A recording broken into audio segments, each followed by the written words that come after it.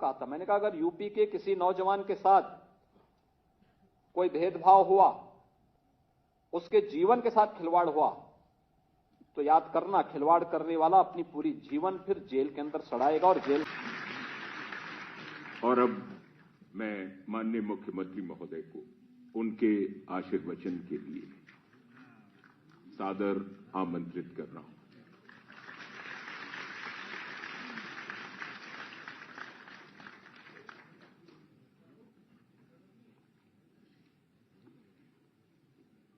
Mission रोजगार के अंतर्गत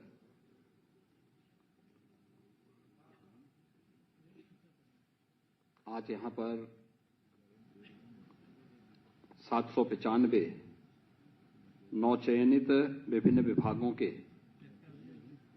अभ्यर्थियों को नियुक्ति पत्र वितरण के आज के इस कार्यक्रम में मंच पर उपस्थित प्रदेश सरकार में मेरे वरिष्ठ सहयोगी उप मुख्यमंत्री श्री ब्रजेश पाठक जी, प्रदेश सरकार के हमारे वरिष्ठ मंत्रीगण चौधरी लक्ष्मी नारायण जी, अनिल राजभर जी, श्री के शर्मा जी, श्री आशीष पटेल जी, श्री नितिन अग्रवाल जी, श्री रविंद्र जायसवाल जी, श्री दिनेश प्रताप सिंह जी, प्रदेश सरकार के हमारे सभी मंत्रीगण, प्रदेश के मुख्य सचिव श्री दुर्गाशंकर मिश्र जी, कृषि उत्पादन आयुक्त श्री मनोज कुमार सिंह जी, प्रदेश शासन के सभी हमारे वरिष्ठ प्रशासनिक अधिकारीगण, नवनियुक्त विभिन्न विभागों के सभी अभ्यर्थीगण और उपस्थित भाइयों बहनों,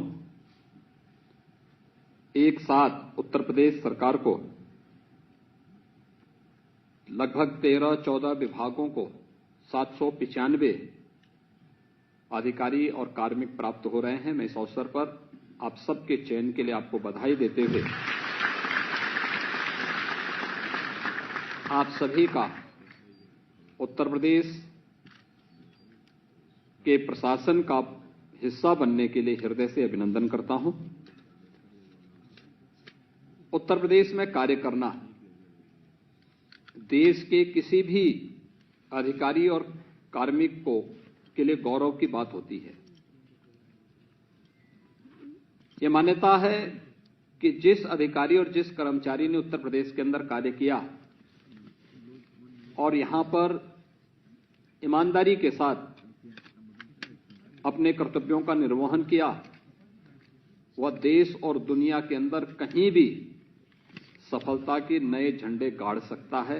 यह उत्तर प्रदेश की प्रशासनिक कब्जे के बारे में और यहां कार्य करने वाले कार्मिकों के बारे में यह धारणा है। और यह धारणा इसलिए है क्योंकि देश की सबसे बड़ी आबादी का राज्य है, 25 करोड़ की आबादी,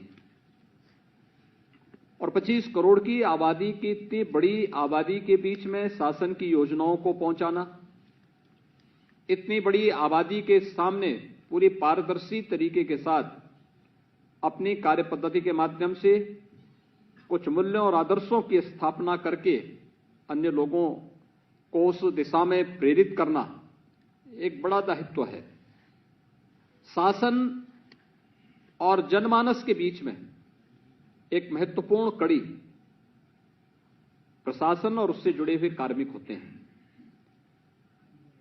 जितनी तत्परता और ईमानदारी के साथ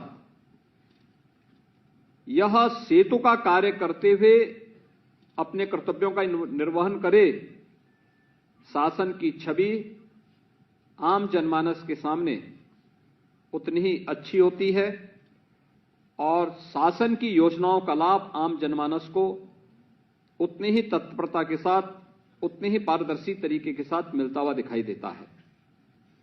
और मुझे कहने में कोई संकोच नहीं कि विगत 6 वर्ष के अंदर हमारी प्रशासनिक टीम ने शासन के साथ, जनप्रतिनिधियों के साथ मिलकर के केंद्र और राज्य शासन की योजनाओं का 100% लाभ आम जनमानस तक पहुंचाने का कार्य किया। आज इसके परिणाम भी देखने को मिलते हैं। 2,61,00,000 से अधिक गरीबों को शौचालय मिल जाना, 54 लाख गरीबों को एक एक आवास उपलब्ध हो जाना, 1,75,00,000 गरीबों को उज्ज्वला योजना के रसोई गैस प्राप्त हो जाना, 1,53,00,000 से अधिक परिवारों को विद्युत के निःशुल्क कनेक्शन उपलब्ध हो जाना। जहां ये योजनाओं की वह स्थिति है, 6 करोड़ से अधिक गरीबों को आयुष्मान भारत योजना के अंतर्गत 5 लाख रुपए की स्वास्थ्य बीमा का कवर मिलना, या फिर इंफ्रास्ट्रक्चर के कार्यों को जमीनी धरातल पर ईमानदारी के साथ उतार करके उत्तर प्रदेश की विकास की गति को तेजी के साथ आगे बढ़ाने का कार्य करना। ये सभी कार्य पिछले 6 वर्ष के अंदर हुए हैं और उसका परिणाम है आज उत्तर प्रदेश के बारे में लोगों की धारणा ही बदली है। शासन और प्रशासन मिलकर के जैसा कार्य करेगा उस प्रकार की धारणा आम जनमानस की भी, और आम जनमानस की अगर धारणा बदली है तो देश और दुनिया की धारणा बदलने में कोई देर नहीं लगती है। उत्तर प्रदेश आज उसका उदाहरण है। याद करिए, आपकी पीढ़ी सौभाग्यशाली है कि आपने अपनी नौकरी के लिए इस सरकार के समय आवेदन किया, पूरी ईमानदारी के साथ चयन की एक प्रक्रिया को आगे बढ़ा करके आपका चयन हुआ। किसी भी स्तर पर आवेदन करने से लेकर के किसी भी स्तर की परीक्षा में आपको कहीं किसी की सिफारिश करवाने की आवश्यकता महसूस नहीं हुई। और आज जब नियुक्ति पत्र वितरण का एक कार्यक्रम यहां पर संपन्न हो रहा है, इसके लिए भी आपको किसी के पास जाने की आवश्यकता नहीं पड़ी, किसी के पास जाने की आवश्यकता नहीं पड़ी। नियुक्ति विभाग ने आपको कॉल किया, आप यहां पर आए, आपको यहां पर नियुक्ति पत्र वितरित भी हो रहे हैं। आज से आप उत्तर प्रदेश सरकार के उन संबंधित विभागों के एक पार्ट बन गए। विभाग भी उसी प्रक्रिया के साथ आपको अपना हिस्सा बना करके आपकी सेवाओं को लेगा। लेकिन जब शासन की नियत में ही खोट हो,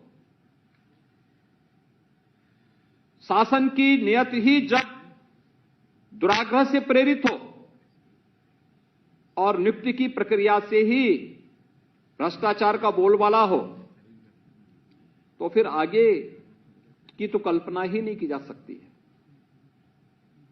एक समय सीमा के अंदर आपके चयन की प्रक्रिया को पूरा किया गया।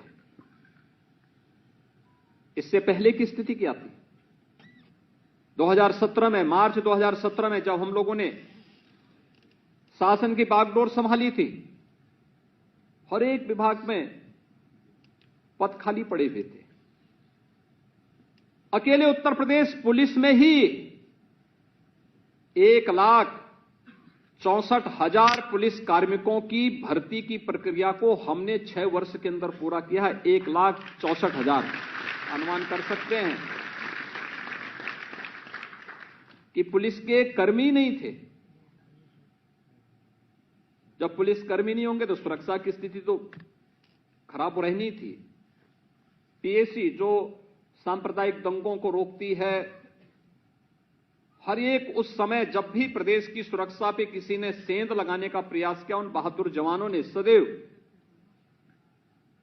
अपनी जान की परवाह किए बगैर प्रदेश की सुरक्षा में सेंध नहीं लगने दिया। 54 कंपनियां पीएसी की समाप्त कर दी गई थी, भर्ती नहीं हो रही थी, क्योंकि भर्ती की प्रक्रिया चाहे वह शिक्षा का हो, चाहे वह सुरक्षा से जुड़ी हुई हमारी पुलिस महकमे का हो या विभिन्न विभागों का हो, ये भर्ती इसलिए नहीं पूरी हो पाती थी क्योंकि भर्ती की प्रक्रिया प्रारंभ होते ही एक तो जितने भी आयोग थे उन सभी चयन आयोगों के ऊपर प्रश्न चिन्ह लगे हुए थे। आप जैसे युवाओं को उस समय आंदोलन करना पड़ता था, सत्र के पहले धरना प्रदर्शन, दुर्भाग्य से कुछ युवाओं को आत्महत्या तक करनी पड़ी थी। क्योंकि चयन की प्रक्रिया पारदर्शी नहीं थी, ईमानदारी पूर्वक नहीं थी, भाई भतीजेवाद का बोलबाला था, पैसे का लेन देन होता था।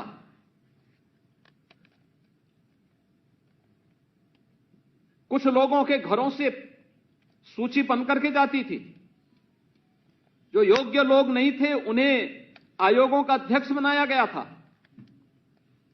जो स्वयं योग्य नहीं है वह आयोग का अध्यक्ष बनेगा तो आयोग की कार्यपद्धति पर प्रश्न खड़े होंगे ही। और पिछले 6 वर्ष के अंदर आपने देखा होगा किस पारदर्शी तरीके के साथ, क्योंकि हम लोगों ने पहले ही दिन इस बात को कह दिया था, जब विभिन्न आयोगों के साथ मेरी बैठक हुई थी, मैंने इस बात को कहा था, मैंने कहा अगर यूपी के किसी नौजवान के साथ कोई भेदभाव हुआ, उसके जीवन के साथ खिलवाड़ हुआ, तो याद करना खिलवाड़ करने वाला अपनी पूरी जीवन फिर जेल के अंदर सड़ाएगा और जेल के अंदर हम उसे इस स्थिति में पहुंचाएंगे कि आने वाले समय में फिर वह उसके खानदान का कोई व्यक्ति सेवा में, शासकीय सेवा में या किसी इस प्रकार के आयोग में आने का फिर साहस नहीं कर पाएगा। और उस समय जब कार्रवाई प्रारंभ हुई, आज आप देखते होंगे उत्तर प्रदेश देश का एकमात्र ऐसा राज्य है जिसने अपने यहां चयन की प्रक्रिया में पारदर्शिता के साथ साथ जब कहीं कोई टेस्ट भी होता है तो जो मुन्ना भाई जाते थे पहले सॉल्वर के रूप में, इनका भी अब आपने देखा होगा पहले ही उन सबको उठा लिया जाता है। बहुत सारे लोगों को परेशानी होती है उसमें भी, लेकिन इस प्रक्रिया के लिए आवश्यक था कि उत्तर प्रदेश के नौजवानों को हम एक स्वच्छ और पारदर्शी तरीके के साथ, स्वच्छतापूर्ण तरीके के साथ उसकी योग्यता के अनुसार शासन की विभिन्न सेवाओं में स्थान दे सके।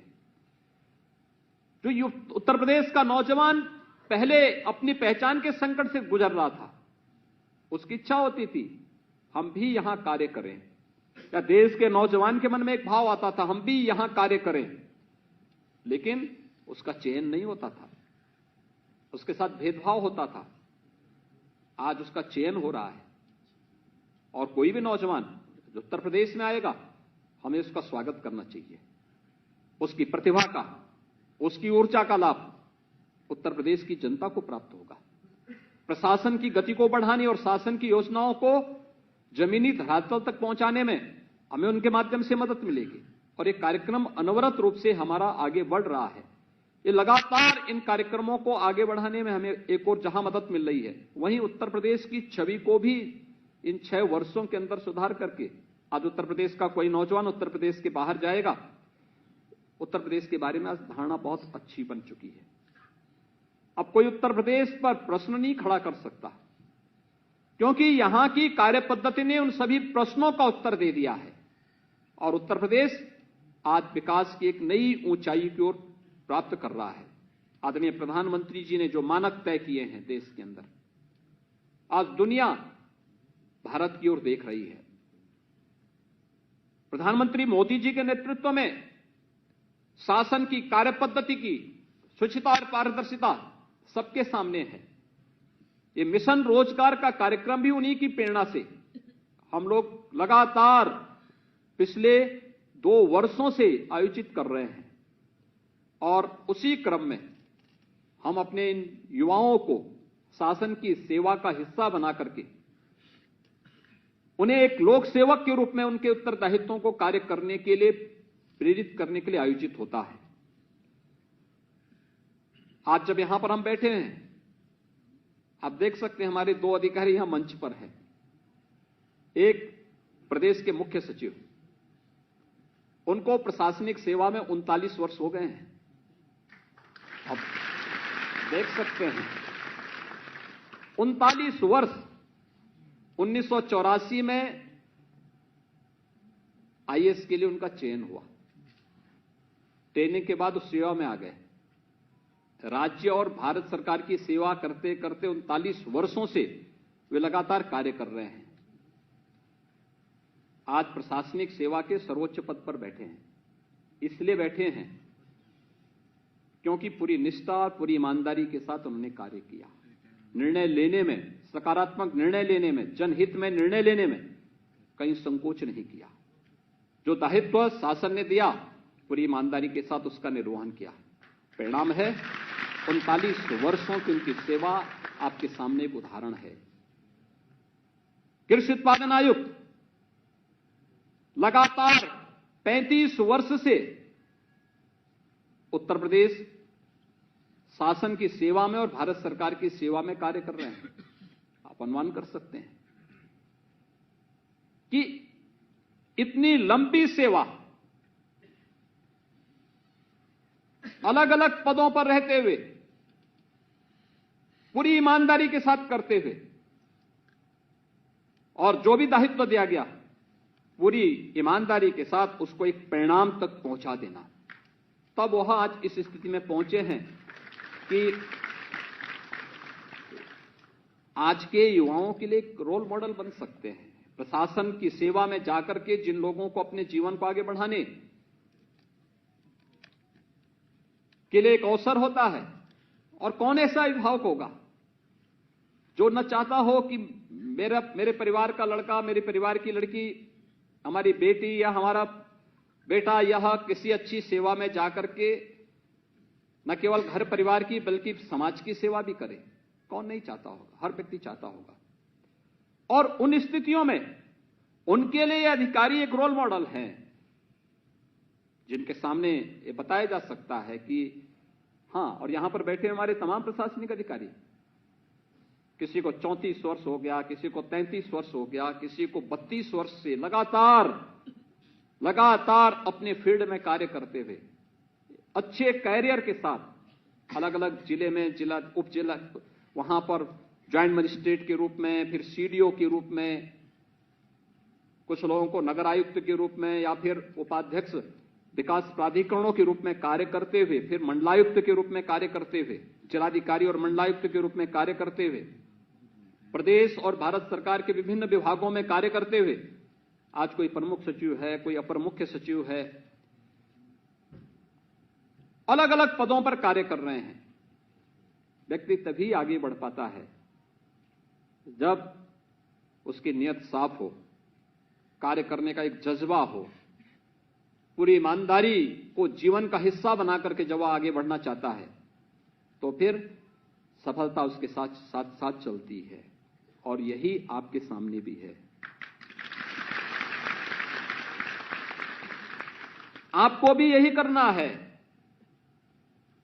आपको भी एक लंबी दूरी तय करनी है, और ये लंबी दूरी तभी आप तय कर पाएंगे जब पूरी ईमानदारी और निष्ठा के साथ पहले दिन से तय करें। उत्तर प्रदेश शासन का हिस्सा बने हैं, प्रशासन का हिस्सा बने हैं। जहां मुझे नियुक्ति मिलेगी मैं वहां जाकर के ईमानदारी के साथ कार्य करूंगा या कार्य करूंगी। मुझे ट्रांसफर पोस्टिंग की कोई सिफारिश नहीं करानी। जहां मुझे शासन भेजेगा, आपकी कार्य पद्धति आपको किसी भी जगह पर सेवा करने का एक अवसर देगी, और जो कार्य सौंपा जाए पूरी ईमानदारी के साथ। अगर आपको आपके बॉस ने कहा कि इस कार्य को करना है तो उस कार्य को आपको ही करना है। ऐसा नहीं कि आप फिर अपने अधीनस्थ किसी को जिम्मेदारी सौंपते। अक्सर होता है यह कि एक ने कहा कि भाई इस कार्य को करना है, फिर वो दूसरे को बोलता है, फिर तीसरे को बोलता है, और वह चेन ऐसे बनती है कि फिर वो कार्य कभी नहीं होता। जिसको सौंपा जाए वही उस कार्य के परिणाम को लेकर के जवाबदेही भी बने। कार्य की पद्धति में सफलता के लिए, परिणाम तक पहुंचाने के लिए उसको एक ऑनरशिप चाहिए। कोई व्यक्ति ऑन करे कि हां मैं इसकी जिम्मेदारी ले रहा हूं, मैं इसको पूरा करूंगा। आम जनमानस तक शासन की योजनाओं को पहुंचाना होगा। अलग अलग विभागों में आपको कार्य करने का अवसर प्राप्त होगा। इसमें खाद्य और रसद विभाग में ही पूर्ति निरीक्षक के रूप में 175 और विपणन निरीक्षक के रूप में 159 अभ्यर्थियों का चयन हुआ है। अब आप सोचिए कि खाद्य और रसद विभाग में कितना बड़ा कार्य है। 15 करोड़ लोगों तक राशन की सुविधा उपलब्ध करवाने के कार्य, और अब तो तकनीक का उपयोग हो गया है। जैसे आपकी चयन की प्रक्रिया में आपने देखा होगा, अब बहुत उसमें गुंजाइश नहीं बची है कि कोई व्यक्ति हेरफेर कर ले, गुंजाइश नहीं बची है। ऐसे ही यहां पर भी ये व्यवस्था की गई है कि घटतोली भी न हो, जिसका राशन कार्ड है वही राशन प्राप्त करे, कहीं भी राशन बीच से इधर उधर नहीं होने पाएगा, या प्रोक्योरमेंट की व्यवस्था को भी हम उसी तरीके से संपन्न कर पाएंगे। ये सभी चीजें बहुत अच्छे ढंग से आगे बढ़ रही हैं और मैं मानता हूं कि जिन विभागों में वास्तव में रिफॉर्म देखना हो तो उनमें से एक विभाग है, और जिन लोगों का चयन हुआ है उनके लिए यहां पर कार्य करना अपने आप एक अनुभव होगा, क्योंकि आप भी ग्रामीण या शहरी पृष्ठभूमि से जुड़े हुए हैं और अधिकतर लोग एक समय ये जरूर रहा है कि वो किसी न किसी प्रकार से फेयर प्राइस शॉप पर किसी न किसी प्रकार से उनकी निर्भरता रही है। कोई राशन खरीदने के लिए, कभी कोई जब तक उज्ज्वला योजना के कनेक्शन नहीं मिले थे केरोसिन के लिए, कोई किसी व्यक्ति को किसी अन्य पर निर्भरता रहती थी। लेकिन आज आप देखेंगे कि कार्य पद्धति में कितना परिवर्तन हुआ है। ये लगातार कार्य किया गया है। एक गरीब को शासन की योजना का लाभ मिले, उसके लिए एक रिफॉर्म आवश्यक थे और आज उसका लाभ प्राप्त होता हुआ दिखाई दे रहा है। ऐसे ही नगर विकास विभाग में अधिशासी अधिकारी के रूप में 94 अधिकारी और 2 राजस्व निरीक्षक यानी राजस्व निरीक्षक के रूप में 21 अभ्यर्थियों का चयन हुआ है। अधिशासी अधिकारी,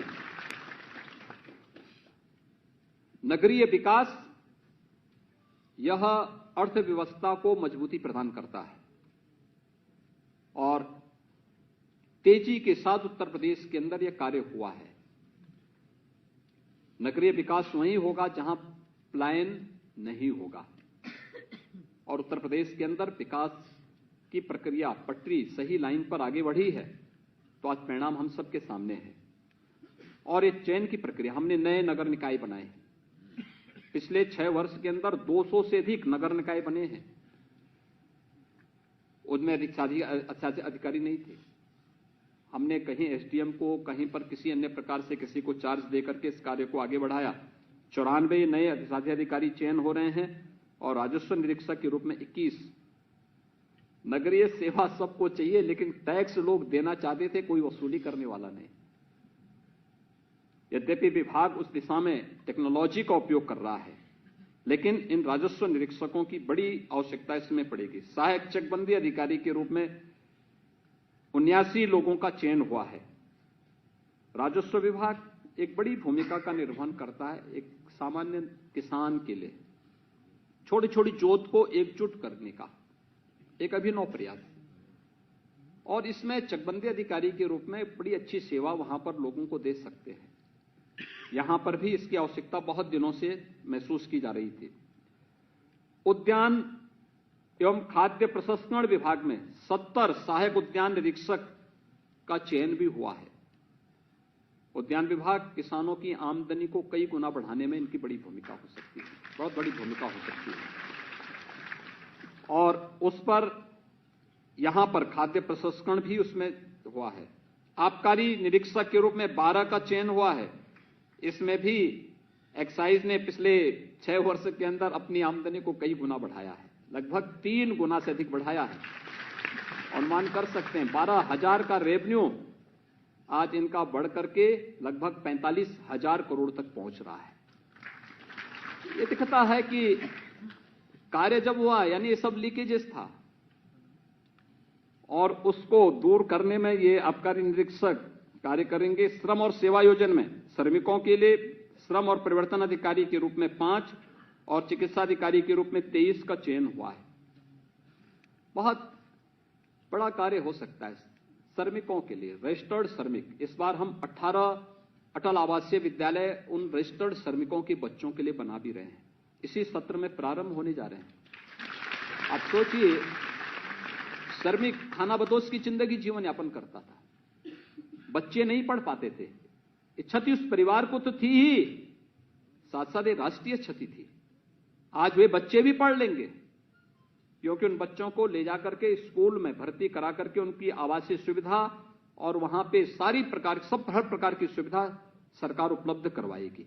और पहले चरण में 18 अटल आवासीय विद्यालय हम लोग बना रहे हैं और फिर इसी तर्ज पर फिर बेसिक और माध्यमिक शिक्षा विभाग भी अलग अलग जनपदों में इस प्रकार के अच्छे विद्यालय बनाएगी, जिससे क्वालिटी ऑफ एजुकेशन की दिशा में उत्तर प्रदेश एक नई दिशा की ओर अग्रसर हो सके। यह कार्य यहां पर होने जा रहा है। सूचना और जनसंपर्क विभाग के 10 अपर जिला सूचना अधिकारी का चयन भी हुआ है। शासन की योजना को आम जनमानस तक पहुंचाने में सूचना विभाग की बड़ी भूमिका है और 10 ऐसे अधिकारियों का चयन यहां पर हुआ है। उपभोक्ता संरक्षण और बांटमाप विभाग के कनिष्ठ सहायक के रूप में 30 अभ्यर्थियों का, श्रम और सेवायोजन के 86 कनिष्ठ सहायक का, गन्ना विकास एवं चीनी उद्योग में कनिष्ठ सहायक 7, राजस्व विभाग में कनिष्ठ सहायक 7, संस्थागत वित्त में 11 और स्टैंप एंड रजिस्ट्रेशन में कनिष्ठ सहायक के 9 अभ्यर्थियों का चयन, कुल 795 अभ्यर्थियों का चयन आज यहां पर संपन्न हुआ है। यहां पर सीमित समय था, हम लोगों ने लगभग 20 लोगों को यहां पे नियुक्ति पत्र दिए हैं। शेष यहां पे मुख्य सचिव और यहां पर हमारे कृषि उत्पादन आयुक्त और अपर मुख्य सचिव नियुक्ति इस कार्यक्रम को संबंधित विभाग के साथ संपन्न करेंगे। मैं इस अवसर पर आप सबसे यह अपेक्षा करूंगा, अपनी कार्य पद्धति से एक मानक तय करिए लोगों के सामने और पूरी ईमानदारी और निष्ठा के साथ आप कार्य करेंगे तो आप भी एक लंबी सेवा उत्तर प्रदेश शासन के संरक्षण में, उत्तर प्रदेश की प्रशासन के अलग अलग पदों पर करने का आपको अवसर प्राप्त होगा। और शासन आपसे यही उम्मीद करता है कि जिस प्रकार की शुचिता और पारदर्शितापूर्ण ईमानदारी की चयन की प्रक्रिया के साथ आप गुजरे हैं, इसी प्रकार की ईमानदारी और इसी प्रकार की पारदर्शिता आपकी कार्य पद्धति के साथ सरकार जोड़ना चाहती है, सरकार देखना चाहती है। एक बार फिर से मैं आप सभी को और आपके अभिभावकों को हृदय से बधाई देता हूं इस चयन के लिए। उत्तर प्रदेश प्रशासन का हिस्सा बनने के लिए मैं आप सबका हृदय से अभिनंदन करता हूं। धन्यवाद। जय हिंद।